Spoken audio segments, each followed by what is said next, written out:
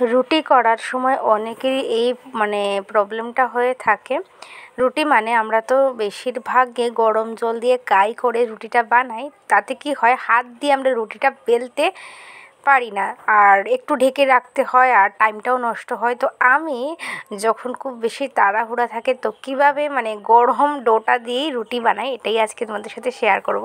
তোমরা স্ক্রিনে দেখতেই পাচ্ছ আমি গরম গরম নিয়ে নিয়েছি, আর তবে গরম নেওয়ার আগে আমি 1 থেকে 2 চামচের মতো সাদা তেল ওপরে দিয়ে দিয়েছি, আর দিয়ে বেলুনের সাহায্যে দেখো একটু ময়দা দিচ্ছি, আর এইভাবে রুটির মতো বেলে নিচ্ছি।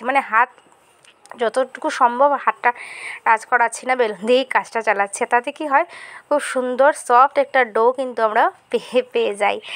এটা আমার একটা ট্রিক্স। তোমরাও যদি তাড়াহুড়ো থাকে আর হাত লাগাতে পারো না, হাতে জ্বালা করবে এত গরম ধরলে, তো এইভাবে বেলুন দিয়ে কিন্তু অনায়াসে রুটিটা কিন্তু বানিয়ে নিতে পারো। খুব সুন্দর গোল গোল রুটি হয়। তুমি হাত দিয়ে যেরকমভাবে ডো বানাও সেম কিন্তু বেলুন দিয়েও সেম। দেখো যত সফট ডো তুমি চাও তাহলে কিন্তু তত একটু টাইম নিয়ে 1.5 থেকে 2 মিনিট বেলুনটা চালিয়ে নেবে, তাতেই তুমি একটা সফট ডো পেয়ে নেবে। আমি একদম লাস্টে অবধি তোমাদের দেখাচ্ছি,